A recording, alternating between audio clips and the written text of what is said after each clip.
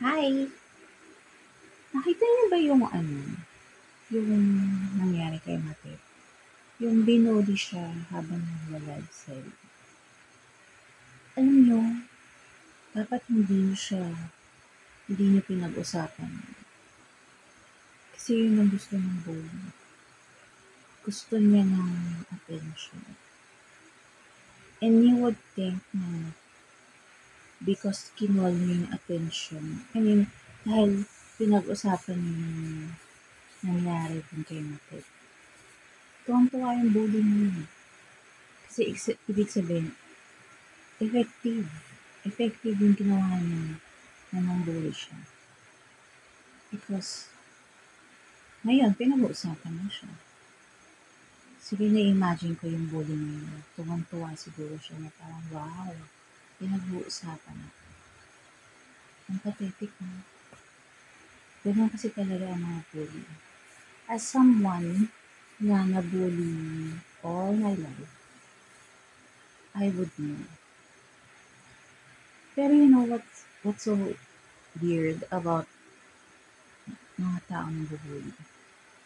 Some of them, hindi sila aware na nakakasakit sila.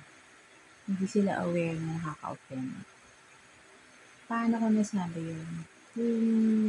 Let's say, I had this one bully na talagang he really made my life hell dun sa ibang school. Ka-schoolmate ko siya dun sa school na pinanggalingan ko before ako nag-high school. Dun sa isang school na napuntahan ko. Nung nag-uusap kami, I remember, sinasabi niya sa akin na nasa lang daw niya ako nakita doon sa school course ng high school na ako. Pero wala siyang memory na magka-schoolmate kami or was there ever a time na magka-classmate kami ng grade school. And to think na 7 years ako nasa elementary. Pero naging kaklase ko siya sa isang grade lang. But then again, it's a small class. It's a small batch. Everyone knows everyone.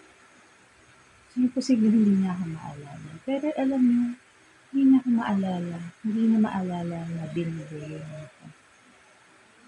And back then, sinasabi sa kanya yung mga ginagawa niya sa akin, was really at a loss.